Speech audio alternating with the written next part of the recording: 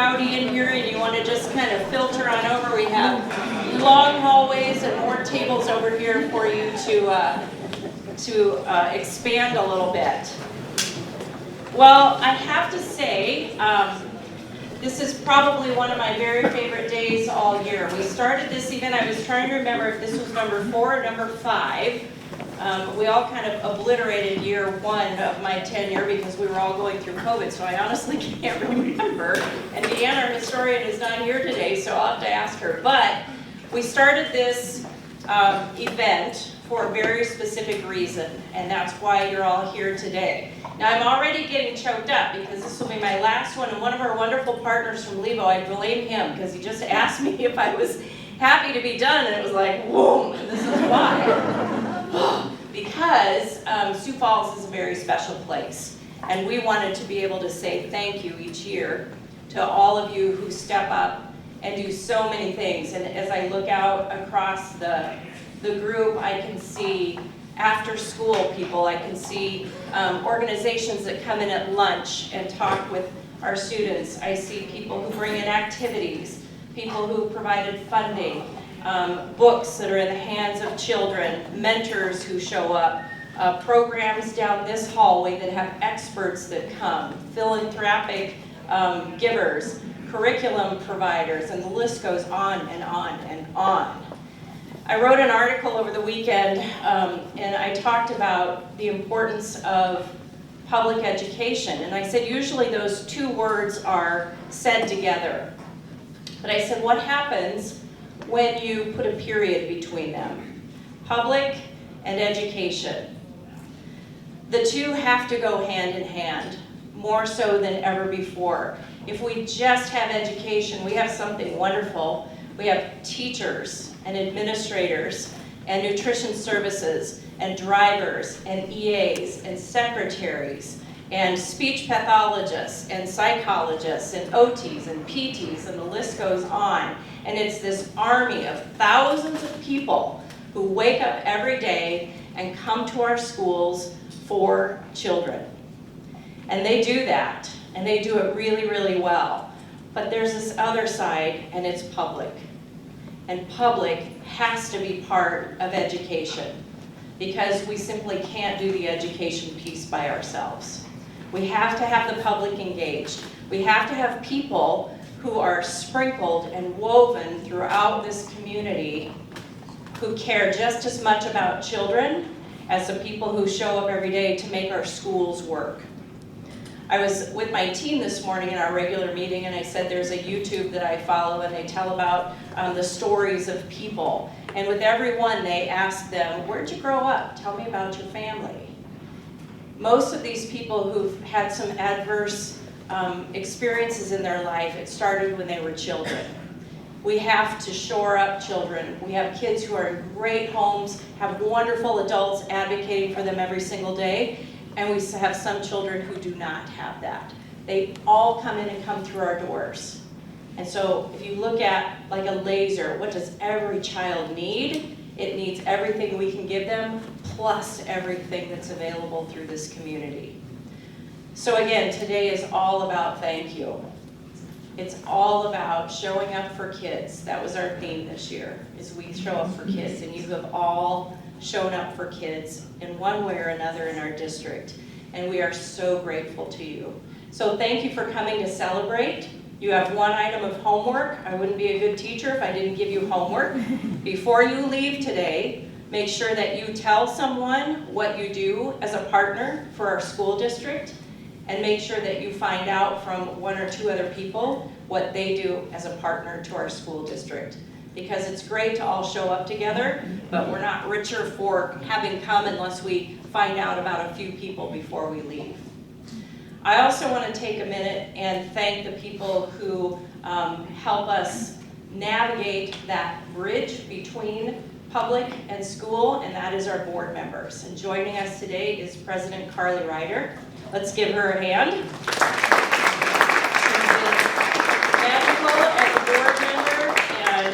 A board president who answers her phone day or night, and who has been a staunch advocate for children and our programs and the health of our district. And we will miss you dearly, even though I won't be there to miss you. I'm really glad, because that's where we are. Also with us today is Gail Swenson. Gail, raise your hand. Gail has been a lovely addition to the school board in her first term, and Gail has been a lifetime educator and staunch advocate for children as well in the many roles that she's had in this district as well as other school districts. So thank you for being a wonderful servant, Gail. Did I miss anybody?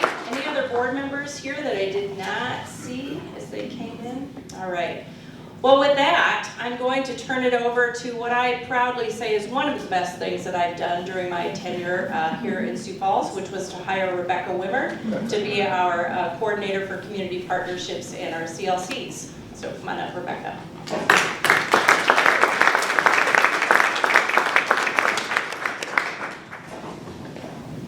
Thank you very much, Dr. Stabum. It truly is an honor to be here today. I look out at all of you and think about all of the hands, all of the feet, all of the eyes and the ears, and the spirits that you bring into our schools when you come and you give of yourselves to make our students, our families, and our communities better. And like Dr. Stabum said, we could not be more grateful. I did not come from a background of the school system. I've only been in the school district for 3 years. And I still, every day, am amazed at the network that has to happen every single day so that our students can learn, so that they can build better skills, so that they can develop themselves as human beings. And that can't happen without each one of you that's standing here today. So from the bottom of our hearts, we say thank you. We appreciate everything that you do. You may think your addition is small, but to our kids, to our families, our communities, every little piece that you bring is an incredible part that makes us whole and makes our community be able to thrive. So thank you. Each year, we try and highlight a couple of the programs that are going on, and I will tell you, it was not easy. I was up into wee hours of the morning, several nights, trying to go through hundreds of photos and videos and stories of all the incredible impacts that you are making every single day. And so it took a little time to narrow it down, but as I was doing that, I was thinking through, you know, what are really the things that happen because of the work that you do. And this year I'm going to highlight 3 of those. The first one is academic success. Academic success is one of the priorities of the Sioux Falls School District. Seems pretty natural. We are a school district. One would think that we would want to have good academic success. But academic success goes far beyond what's just taught out of our school books, taught out of the lessons that our teachers give. Academic success is more about bringing those academics to life. And how do we make those things relevant? And this year we had the opportunity to bring in an individual who was able to bring that to life for many of our students. And so please join me in watching video of Mark Mint, an author who wrote Coda the Warrior. We're cool and calm, we can do amazing things.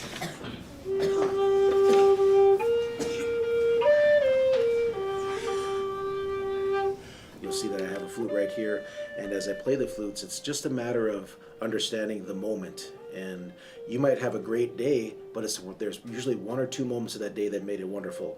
So when I go to schools, it's always me saying, we're here already. Thank you for being here. And we talk about attendance. Be here now. Hokahe, be here now. Tonight, I need you to find some place where people love you, they care about you, they respect you, they honor you. You're the biggest thing in their world.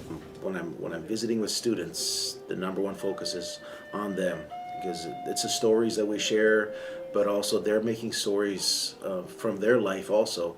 But whatever their story is, they can choose to tell it or not to tell it, or add to it anytime they want to. This year we were lucky enough to be able to partner with Citibank and our CLC programs in order to be able to pay him to come in and present his amazing message to all of our students. And then the Sioux Falls Education Foundation and Promising Futures stepped up in order to help make sure that we could get his comic books into all of our libraries. go to the storyline, you can see we have different comic books here, but it all started with book number 1. I know that years ago in 5th grade, I was inspired by some wonderful teachers, my classmates, coaches, and community members, but my family. When they would tell stories, I would listen. So when I combined the ELA process, English Language Arts, as well as the artistic skills that I had, it just seemed obvious. So I started making comics, and then when I was in college, one of my students in the classroom, they said, "Mr. Mint, you should make a comic book." Well, I just thought, why not? Let's try it.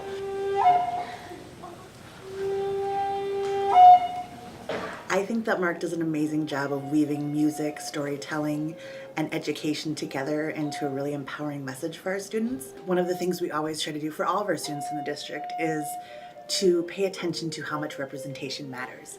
And for any of our students to be able to see a mirror of themselves really makes a world of difference in what they believe that they can do and be when they grow up.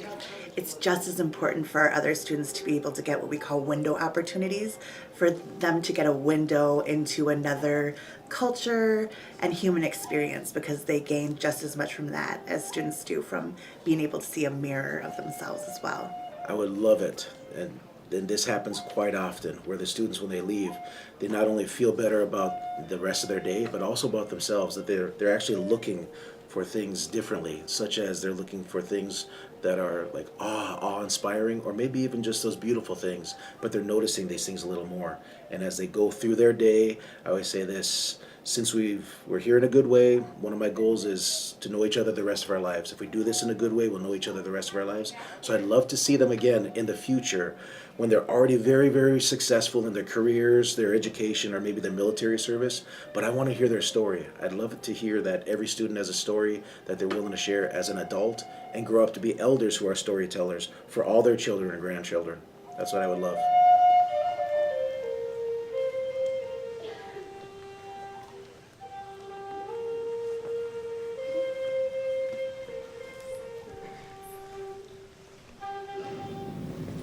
So that was a great example of how we can take something and embed that into our classrooms and bring that excitement to learning. There's other ways that we can do that outside of the classroom. And so the next thing that we're focusing on is those enrichment opportunities. I saw a lot of my after-school partners here. After school is a great place where we can embed those enrichment opportunities into our students' time during those after-school hours. And so to be able to bring in, I know I saw Emily's Hope here, bring in things like that where we're educating our students about how to make good choices, how to build up their self-esteem. We're able to give them opportunities to explore things like fine arts, athletics, things that they can do outside of the classroom that build skills just as important as what happens in the classroom. This year, Community Learning Centers was able to form a new partnership with a group called Groove Inc. So first time that we've partnered with them in terms of after-school program. And so we're able to bring that in thanks to Sioux Falls Area Community Foundation and a grant that they were able to provide. And so I'm going to give you a little glimpse. Hopefully it will be loud enough. If you guys cannot hear it, you might want to move this way a little bit. But this is our elementary students. So they were given an 8-week course, about 1 day a week for 8 weeks. They learned how to play percussion. And so what you're seeing is a little glimpse into that percussion piece.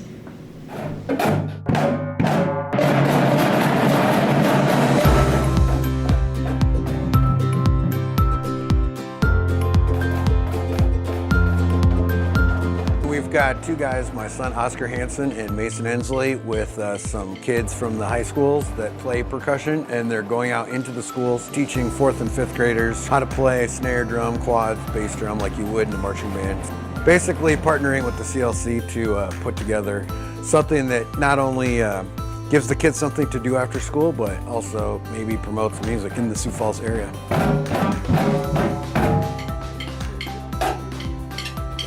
We've got all this equipment and all these instructors. We just need to get to the kids. So getting us into the schools with the CLC program and allowing us to take the kids that have risen up through the organization and then give them a chance to give back to the community, it's good for everybody. Like everything that we play, I've been playing since I was about their age. So it's really cool to kind of, it's like a full circle moment where I get to like see it through their shoes again. Because I'm at the same 2 schools every week. So I get to like kind of create a bond with the kids by teaching them how to do certain things. One of the things that I really like about Groove is that there's programs for littler kids and then there's also programs for older people. So it's really fun to get to like work with little kids and get them to like the same things that I like. I think it's cool, and when I'm in high school I want to be in the marching band. I like that when all the drums like play together, because like you can hear like everyone's work and like what it can be like when it's all put together. Groove has always wanted to get as many kids as possible, and getting kids is usually connected to, can my family afford to do the drum line? But having this specific kind of program gets us into schools where our job is to get it into the kids' hands as many hours a year as possible. And this is the perfect program for that.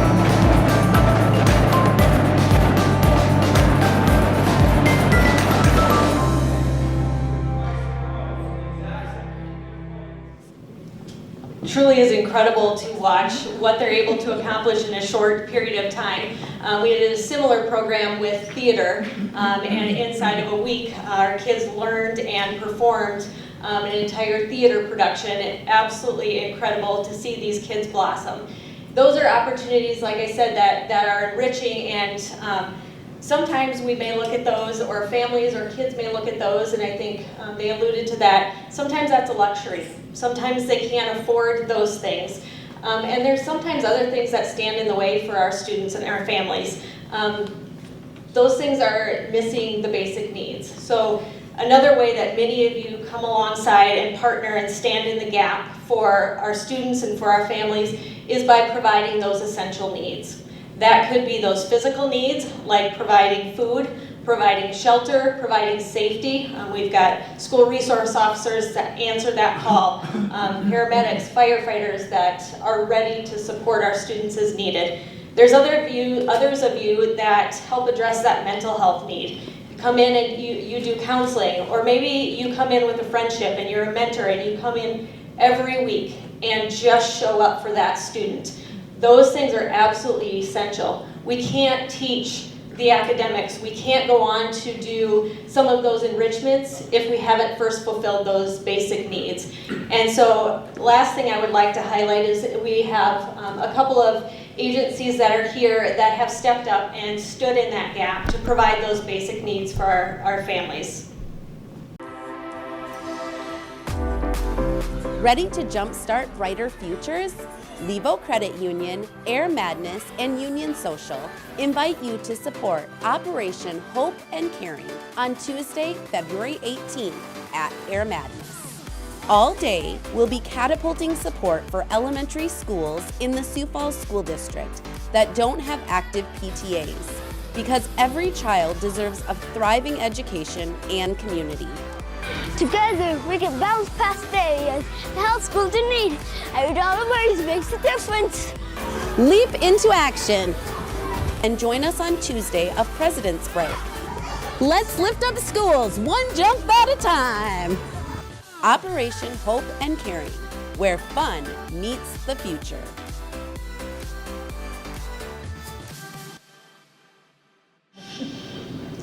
So that's actually one of our principals of one of our schools that you saw jumping on there. That was pretty brave to be able to do that, so that's fantastic. Another way that our staff show up for our kids. But Levo has been partnering with us for several years, and this past Monday they presented a check to the school board to be able to share those resources to go to provide some of those basic needs, hygiene needs. They bought washers and dryers, things like that, and so really, again, showing up for kids and making sure that they have what they need.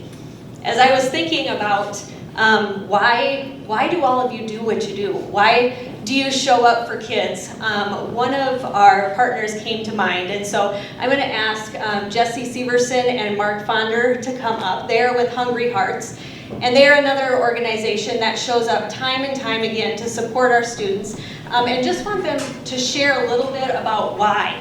Why do they invest in their community? They really don't have to. They've got successful business, they could go on and they could do whatever they wanted to do, but they choose to invest. And so if you wouldn't mind sharing just a little bit about why you do what you do.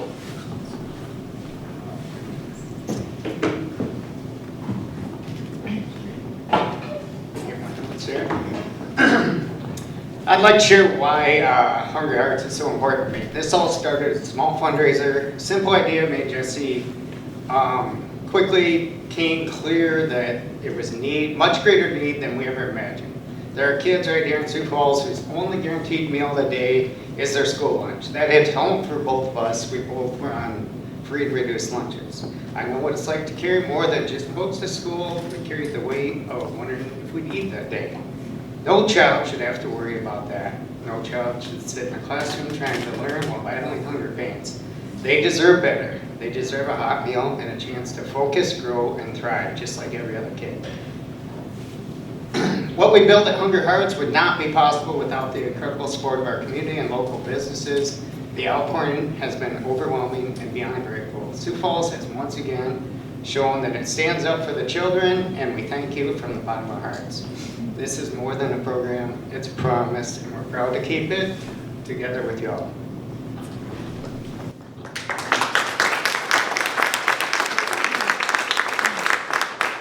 So when Rebecca reached out and asked if we would speak, she asked us to give our why. My why is, like Mark said, I was that kid. I was that kid that went to school not knowing if I was going to eat on free lunch. I'm going to share a little story from the Barrel House. One day, one of my employees was out back real early in the morning, and a young girl came running up to her. And this was one of the days in South Dakota where it's -30, so like every other day. And this little girl, snot rolling down, she was wearing like a windbreaker, said, "Hey, can you help me?" And my employee grabbed her and brought her inside. And the girl said her mom wouldn't wake up because she missed the bus, so she couldn't go to school, but the young girl wanted to get to school. So she started walking to school in sub-zero temperatures. We brought her in. I called the principal from that school because the only thing she knew was the name of her school. "Oh yeah, we know this girl. Yeah, it's an issue, such and such, such and such." I said, "Well, we're gonna bring her to school. I don't want to put her in the car and get in trouble and all that stuff." She said, "No, we'll have somebody come pick her up." So they had somebody come pick her up. To this day, I personally still stay in contact with that young girl and make sure that she has everything that she needs. It's just, that's, you know, there's something more powerful than us that drew that girl to be in that spot at that time. She knew that that was a safe place. And that's what we need for our community, is safe places. And children need food. That's the basic necessity, water and food, right? That's the basic necessities. They can't do anything else if they don't have those two things. They can't learn, they can't listen to their teachers if their stomachs are growling louder than their teachers are teaching. It's something we gotta do. But again, like Mark said, we don't do it. All the partners in this room do it together, right? So at the end of last year, myself, Mark, Gay, and Todd all sit in a room, you know, for a few hours before every school year, and we decide, you know, how can Hungry Hearts help? Well, this year we decided to match $100,000. Anyone that donated to Angel Fund up to $100,000, that Hungry Hearts would match that. Well, this morning, I called and I asked them, I said, "Hey, where are we at? Where are we at with that number?" And they said, "Oh, we're just over 90,000. I said, "Well, let's call it 100,000, okay?" So today we are here to present the school district and the Angel Fund with a $110,000 check.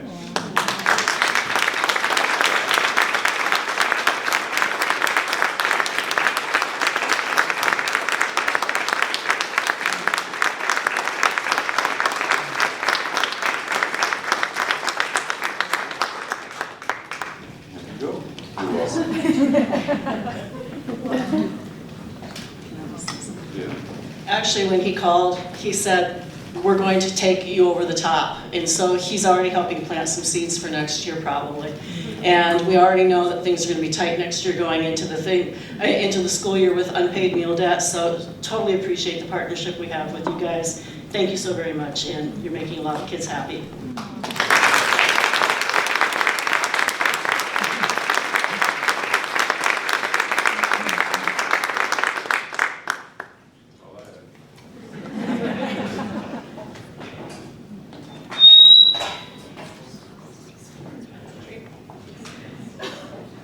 That was incredible and very much appreciated.